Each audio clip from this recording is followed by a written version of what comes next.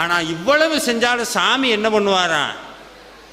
படிச்சிருக்கிறான்ல, என்னை நம்பி அவன் வந்து என் பாதத்தில் உட்கார்ந்து எப்போ ஒன்னே ஒன்று தெரிஞ்சுக்கங்க, இந்த உலகத்தில் கோடான கோடி மக்கள் இருக்கலாம், ஆனால் இந்த மண்ணில் மட்டும்தான் சாமி நமக்காக ஒரு விஷயத்தை கொடுத்துருக்கிறார்.